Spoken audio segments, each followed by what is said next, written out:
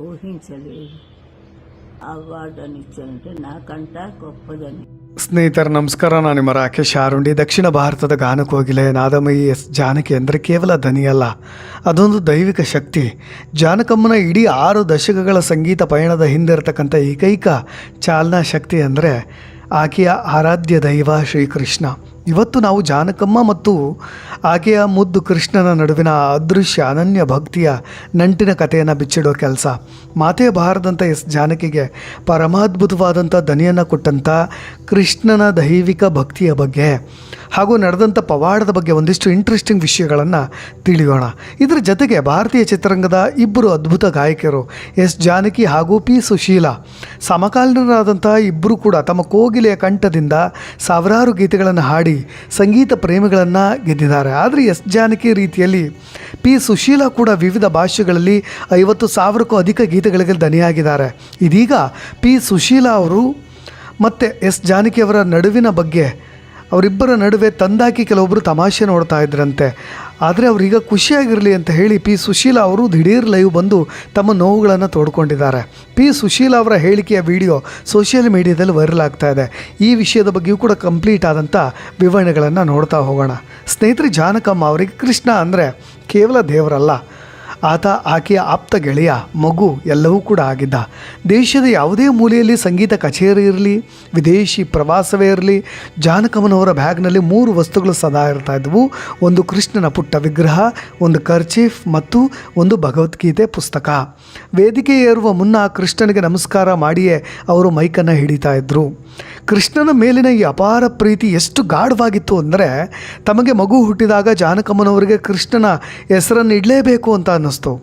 ಕೃಷ್ಣನ ಕೊಳಲಿನ ನಾದಕ್ಕೆ ಜಗತ್ತೇ ಮರಳಾಗುವಂತೆ ಸಂಗೀತದ ಹಿನ್ನೆಲೆಯ ತಮ್ಮ ಕುಟುಂಬಕ್ಕೆ ಕೃಷ್ಣನ ಕೊಳಲಿನ ನೆನಪಾಗಿ ಅವರ ಮಗನಿಗೆ ಮುರಳಿ ಕೃಷ್ಣ ಅಂತಲೇ ನಾಮಕರಣ ಮಾಡಿದ್ರು. ಮಗನ ರೂಪದಲ್ಲೂ ಕೂಡ ಅವರು ಸದಾ ಕೃಷ್ಣನನ್ನೇ ಕಾಣ್ತಾ ಇದ್ದರು. ಜಾನಕಮ್ಮನವರ ಭಕ್ತಿ ಎಷ್ಟು ಸಾರ್ಥಕವಾಯಿತು ಅಂದರೆ ಅವರು ಮೈಸೂರಿನ ಆಸ್ಪತ್ರೆಯಲ್ಲಿ ಕೊನೆಯುಸಿರು ಎಳೆಯುವ ಆ ಅಂತಿಮ ಕ್ಷಣದಲ್ಲೂ ಅವರ ಬಲಗೈನಲ್ಲಿ ಅದೇ ಪುಟ್ಟ ಕೃಷ್ಣನ ವಿಗ್ರಹ ಕೂಡ ಇತ್ತು. ಆ ಕೃಷ್ಣನ ವಿಗ್ರಹವನ್ನು ಎದೆ ಮೇಲೆ ಇಟ್ಕೊಂಡೇ ಆ ದಿವ್ಯ ಚೇತನ ಕೃಷ್ಣನ ಪಾದದಲ್ಲಿ ಲೀನವಾಯಿತು. ಬದುಕಿರುವಾಗಲೂ ಕೂಡ ಕೃಷ್ಣ, ಹೆಸರಲ್ಲೂ ಕೂಡ ಕೃಷ್ಣ, ಅಂತಿಮ ಪ್ರಾಣ ಬಿಡುವಾಗಲೂ ಕೂಡ ಕೃಷ್ಣ. ಇದಕ್ಕಿಂತ ಶ್ರೇಷ್ಠ ಭಕ್ತಿ ಮತ್ತೊಂದು ಇರಲಿಕ್ಕೆ ಸಾಧ್ಯವಾ?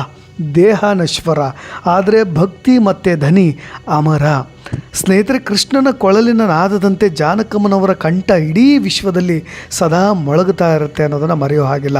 ಕೃಷ್ಣನ ಹೆಜ್ಜೆಯನ್ನೇ ಅನುಸರಿಸಿ ಹೋದಂಥ ಈ ಮಹಾನ್ ಗಾಯಕಿಗೆ ನಾವು ಕೋಟಿ ಕೋಟಿ ನಮನಗಳನ್ನು ಸಲ್ಲಿಸಲೇಬೇಕು. ಇನ್ನೂ ತುಂಬ ಇಂಟ್ರೆಸ್ಟಿಂಗ್ ಆಗಿರೋ ವಿಷಯಗಳನ್ನು, ಎಸ್ ಜಾನಕಿ ಅವರಿಗೆ ಶ್ರೀಕೃಷ್ಣನ ಮೇಲಿದ್ದಂಥ ಪ್ರೀತಿ ಕೇವಲ ಭಕ್ತಿ ಅಲ್ಲ, ಅದು ಅವರ ಬದುಕಿನ ಉಸಿರಾಗಿತ್ತು ಕೂಡ. ಈ ದೈವಿಕ ಸಂಬಂಧಕ್ಕೆ ಸಾಕ್ಷಿಯಾಗುವಂಥ ಘಟನೆ ಇದು. ಜಾನಕಮ್ಮನವರು ಚಿಕ್ಕವರಿದ್ದಾಗ ತಡಬಡಿಸಿ ಮಾತನಾಡ್ತಾ ಇದ್ರಂತೆ. ಸ್ಪಷ್ಟವಾಗಿ ಧ್ವನಿ ಕೂಡ ಹೊರಡ್ತಾ ಇರಲಿಲ್ಲವಂತೆ. ಆಗ ಅವರ ತಾಯಿ ಶ್ರೀಕೃಷ್ಣನಿಗೆ ವಿಶೇಷವಾದಂಥ ಪೂಜೆಯನ್ನು ಸಲ್ಲಿಸಿ ಮಗಳಿಗೆ ಧ್ವನಿ ಕೊಡುವಂತೆ ಪ್ರಾರ್ಥನೆ ಕೂಡ ಮಾಡಿದರು. ಕೃಷ್ಣನ ಅನುಗ್ರಹದಿಂದಲೇ ಜಾನಕಮ್ಮನವರಿಗೆ ಅಷ್ಟು ಮಧುರವಾದಂಥ ಕಂಠ ಸಿಕ್ತು ಅನ್ನೋದು ಅವರ ಕುಟುಂಬದ ಬಲವಾದಂಥ ನಂಬಿಕೆ. ಹಾಗಾಗಿಯೇ ಅವರು ತಮ್ಮ ಧ್ವನಿಯನ್ನು ಸದಾ ಕೃಷ್ಣನಿಗೆ ಅರ್ಪಿತ ಅಂತ ಹೇಳಿ ಭಾವಿಸ್ತಾ ಇದ್ದರು. ಅವರು ಯಾವುದೇ ದೇಶ ವಿದೇಶಗಳಲ್ಲಿ ಸಂಗೀತ ಕಚೇರಿ ನಡೆಸಿದ್ರು ಕೂಡ ವೇದಿಕೆಯ ಮೇಲೆ ಮತ್ತು ಅವರು ಹಿನ್ನೆಲೆ ಗಾಯನ ಮಾಡ್ತಾಯಿದ್ರೆ ತಮಗೆ ಕಾಣುವಂತೆ ಒಂದು ಪುಟ್ಟ ಮೇಜಿನ ಮೇಲೆ ಶ್ರೀಕೃಷ್ಣನ ವಿಗ್ರಹವನ್ನು ಇಡ್ತಾಯಿದ್ರು. ನಾನು ಹಾಡ್ತಾ ಇಲ್ಲ, ನನ್ನೊಳಗಿನ ಕೃಷ್ಣ ಆಡ್ತಾ ಇದ್ದಾನೆ ಅಂತ ಹೇಳಿ ಅವರು ಪ್ರತಿ ವೇದಿಕೆಯಲ್ಲೂ ಹೇಳ್ತಾಯಿದ್ರು. ಕೃಷ್ಣನ ಕೊಳಲಿನ ನಾದಕ್ಕೆ ಜಗತ್ತೇ ಮೊಳಾಗುವಂತೆ ಸಂಗೀತದ ಕುಟುಂಬದ ಕುಡಿಯಾದಂಥ ಮಗನಿಗೂ ಕೂಡ ಮುರಳಿ ಕೃಷ್ಣ ಅಂತ ನಾಮಕರಣ ಮಾಡ್ತಾರೆ. ಯಾಕೆ ಗೊತ್ತಾ, ಮುರಳಿ ಕೃಷ್ಣ ಅವರು ಕೂಡ ಅತ್ಯಂತ ಪ್ರತಿಭಾವಂತ ಗಿಟಾರ್ ವಾದಕರಾಗಿದ್ದರು. ಕೃಷ್ಣನ ಭಕ್ತಿಗೀತೆಗಳನ್ನು ರೆಕಾರ್ಡ್ ಮಾಡಬೇಕಾದ್ರೆ ಜಾನಕಮ್ಮನವರು ಸ್ವತಃ ಕಣ್ಣೀರು ಹಾಕ್ತಾ ಇದ್ದರಂತೆ. ವಿಶೇಷವಾಗಿ ಕೃಷ್ಣಾನಿ ಬೇಗನೆ ಬಾರೋ ಮತ್ತು ಸಿಕ್ಕಿದ ನಮ್ಮ ಕೃಷ್ಣ ಹಾಡಬೇಕಾದ್ರೆ ಅವರ ಕಣ್ಣು ಮುಚ್ಚಿ ಕೃಷ್ಣನನ್ನೇ ಧ್ಯಾನ ಮಾಡ್ತಾಯಿದ್ರು. ವೀಕ್ಷಕರೇ, ಜಾನಕಮ್ಮನವರ ಬದುಕಿನಲ್ಲಿ ಕೃಷ್ಣ ಕೇವಲ ಹೆಸರಾಗಿರಲಿಲ್ಲ, ತಮಗೆ ದನಿ ಕೊಟ್ಟವನು ಕೃಷ್ಣನೇ, ಹೆತ್ತ ಮಗನೂ ಕೂಡ ಕೃಷ್ಣನೇ, ಮತ್ತು ಕೊನೆಯ ಉಸಿರನ್ನು ಎಳಿಬೇಕಾದರೂ ಕೂಡ ಕೈಯಲ್ಲಿದ್ದವನು ಕೂಡ ಕೃಷ್ಣನೇ. ಮಗ ಮುರಳಿ ಕೃಷ್ಣನ ಅಗಲಿಕೆ ನೋವನ್ನು ತಡೆದುಕೊಳ್ಳಿಕ್ಕೂ ಕೂಡ ಕೃಷ್ಣನೇ ಜಾನಕಮ್ಮನವರಿಗೆ ಶಕ್ತಿ ಕೊಟ್ಟಿದ್ದ ಅನ್ನೋದನ್ನು ಅವರು ಸ್ವತಃ ನಂಬ್ತಾರೆ. ಕೊನೆಗೆ ಕೃಷ್ಣನ ವಿಗ್ರಹವನ್ನು ಕೂಡ ಎದೆಗಪ್ಪಿಕೊಂಡೇ ಅವರು ಇಹಲೋಕವನ್ನು ತ್ಯಜಿಸಿದ್ದು. ಇದು ಕೇವಲ ಭಕ್ತಿ ಅಲ್ಲ, ಆತ್ಮ ಮತ್ತು ಪರಮಾತ್ಮನ ಮಿಲನ ಅಂತ ಹೇಳಿ ಭಾವಿಸ್ಬೋದು. ಜಾನಕಮ್ಮನವರಿಗೆ ನಿತ್ಯ ಜೀವನದಲ್ಲಿ ಯಾವುದೇ ಕಷ್ಟ ಬಂದರೂ ಕೂಡ ಅಥವಾ ಸಂತೋಷವಾದರೂ ಕೂಡ ಅವರು ಕೃಷ್ಣನ ವಿಗ್ರಹದ ಮುಂದೆ ಕುಳಿತುಕೊಂಡು ಗಂಟೆಗಟ್ಟಲೆ ಮಾತನಾಡ್ತಾ ಇದ್ರು. ತಮ್ಮ ಮನಸ್ಸಿನ ನೋವುಗಳನ್ನು ಸಣ್ಣ ಚೀಟಿಗಳಲ್ಲಿ ಬರೆದು ಅದನ್ನು ಕೃಷ್ಣನ ಪಾದದ ಅಡಿಯಲ್ಲಿ ಇಡ್ತಾ ಇದ್ರು. ಭಗವಂತ ತಮಗೆ ನೇರವಾಗಿ ಉತ್ತರಿಸ್ತಾನೆ ಎಂಬ ಅಚಲ ನಂಬಿಕೆ ಅವರದಾಗಿತ್ತು. ಜಾನಕಮ್ಮನವರು ತಮ್ಮ ಬದುಕಿನ ಕೊನೆಯ ಹಂತದಲ್ಲಿ ಆಡಂಬರ, ಆಸ್ತಿ, ಒಡವೆ ಮತ್ತು ಪ್ರಶಸ್ತಿಗಳಿಂದ ಅಂದರೆ ಪದ್ಮಭೂಷಣ ತಿರಸ್ಕರಿಸಿದ್ದು ಸೇರಿದಂತೆ ಸಂಪೂರ್ಣ ದೂರ ಸರಿದು ವೈರಾಗ್ಯ ಜೀವನವನ್ನು ನಡೆಸ್ತಾ ಇದ್ದರು. ಆದರೆ ತಮ್ಮ ಬಳಿ ಇದ್ದಂಥ ಅತ್ಯಮೂಲ್ಯ ಒಡವೆಗಳು ಮತ್ತು ಮುತ್ತುಗಳನ್ನು ಅವರು ಮೈಸೂರಿನ ಫಾರ್ಮ್ ಹೌಸ್ನಲ್ಲಿದ್ದಂಥ ಕೃಷ್ಣನ ವಿಗ್ರಹಕ್ಕೆ ಅಲಂಕಾರ ಮಾಡಲಿಕ್ಕೆ ಬಳಸ್ತಾ ಇದ್ದರು. ತಮಗಾಗಿ ಏನನ್ನೂ ಕೂಡ ಬಯಸದ ಅವರು ಎಲ್ಲವನ್ನೂ ಕೂಡ ಕೃಷ್ಣನಿಗೆ ಮುಡುಪಾಗಿಟ್ಟರು. ಸಂಗೀತ ನಿರ್ದೇಶಕರು ನೆನಪು ಮಾಡಿಕೊಳ್ಳುವಂತೆ ಜಾನಕಮ್ಮನವರು ಕೃಷ್ಣನ ಹಾಡುಗಳನ್ನು ಹಾಡಬೇಕಾದ್ರೆ ಅವರ ದನಿಯಲ್ಲಿ ಯಾವುದೇ ಕೃತಕತೆ ಕಾಣಿಸ್ತಾನೆ ಇರಲಿಲ್ವಂತೆ. ಕೃಷ್ಣನೇ ಬೇಗನೆ ಬಾರೋ ಅನ್ನಂತಹ ಹಾಡುಗಳನ್ನು ಅವರು ಹಾಡಬೇಕಾದ್ರೆ ಯಶೋದಿಯ ತಾಯ್ತನದ ಮುಗ್ಧತೆ ಅವರ ಕಂಠದಲ್ಲಿ ತಾನಾಗೇ ಆವಾಹನೆ ಆಗ್ತಾಯಿತ್ತು. ಕೃಷ್ಣನ ಮೇಲಿದ್ದ ಅಚಲ ಪ್ರೀತಿ ಅವರ ಗಾಯನಕ್ಕೆ ಆ ದೈವಿಕವಾದಂಥ ಸ್ಪರ್ಶವನ್ನು ನೀಡ್ತಾ ಇತ್ತು ಅನ್ನೋದು ಎಲ್ಲರ ನಂಬಿಕೆ. ಇದಕ್ಕಿಂತ ಪರಮಾದ್ಭುತವಾದಂಥ ಭಕ್ತಿ, ಅದಕ್ಕೆ ಹೇಳಿದ್ದು ಆತ್ಮ ಮತ್ತು ಪರಮಾತ್ಮನ ಮಿಲನ ಈ ಒಂದು ಜಾನಕಿಯವರ ಹಾಡುಗಳಲ್ಲಿ ನಾವು ಕೇಳಬಹುದು. ಸ್ನೇಹಿತರೆ, ಇನ್ನಷ್ಟು ಇಂಟ್ರೆಸ್ಟಿಂಗ್ ಆದಂಥ ವಿಷಯ ಅಂದರೆ ಪಿ ಸುಶೀಲಾ ಅವರು ದಿಢೀರ್ ಲೈವ್ ಬಂದು ಅವರು ವೈರಲ್ ವಿಡಿಯೋದಲ್ಲಿ ಕೆಲವೊಂದು ಇಂಟ್ರೆಸ್ಟಿಂಗ್ ವಿಷಯಗಳನ್ನು ಹಂಚಿಕೊಂಡಿದ್ದಾರೆ. ಅದೇನು ಅಂದರೆ ಪಿ ಸುಶೀಲಾ ಮತ್ತು ಎಸ್ ಜಾನಕಿ ಅವರಿಬ್ಬರು ಕೂಡ ಮದ್ರಾಸ್ನಲ್ಲಿ 2 ಪರ್ವತಗಳ ರೀತಿ ಇದ್ದರಂತೆ. ಚಿತ್ರರಂಗವನ್ನು ಗಡಗಡನೆ ನಡಗಿಸ್ತಾ ಇದ್ವಿ, ಅದ್ಯಾಕೋ ದೇವರು ಆಕೆಗೆ ಪೆಟ್ಟಿನ ಮೇಲೆ ಪೆಟ್ಟು ಕೊಟ್ಟು ಕರೆದುಕೊಂಡು ಬಿಟ್ಟ. ಇಷ್ಟು ಬಗೆಗಳಲ್ಲಿ ಆಕೆ ಹಾಡ್ತಾ ಇದ್ದದ್ದನ್ನು ಊಹಿಸ್ಕೊಳ್ಳಿಕ್ಕೆ ಸಾಧ್ಯ ಇಲ್ಲ. ನನಗಿಂತ ಹೆಚ್ಚು ಎನ್ನುವಂತೆ ಆಕೆಗೆ ನನ್ನ ಹೆಸರಿನಲ್ಲಿ ಪ್ರಶಸ್ತಿಯನ್ನು ಕೊಟ್ಟರು. ಅದು ಒಂದೇ ನಾನು ಜೀವನದಲ್ಲಿ ಒಳ್ಳೆಯ ಕೆಲಸ. ನಾನು ಹುಟ್ಟುವುದು ಹೊರಟು ಹೋಗುವುದು ಗೊತ್ತಾಗಲ್ಲ, ಆದರೆ ನಮ್ಮಿಬ್ಬರ ಬಂಧ ಶಾಶ್ವತ ಅಂತ ಹೇಳಿ ಪಿ ಸುಶೀಲಾ ಅವರು ಅವ್ರ ಬಗ್ಗೆ ಹೇಳ್ತಾ ಹೋಗ್ತಾರೆ. ನಾನೇ ಯಾವುದೋ ಸಣ್ಣ ಪುಟ್ಟ ಡ್ಯುಯೆಟ್ ಸಾಂಗ್ಸ್ನ ಹಾಡ್ತಾ ಇದ್ದೆ. ಆಕೆಯ ದನಿಯಲ್ಲಿ ಪುರುಷ, ವೃದ್ಧ, ಚಿಕ್ಕ ಮಕ್ಕಳ ಧ್ವನಿಗಳು ಅದ್ಭುತವಾಗಿ ಮೂಡಿ ಬರ್ತಾ ಇದ್ವು.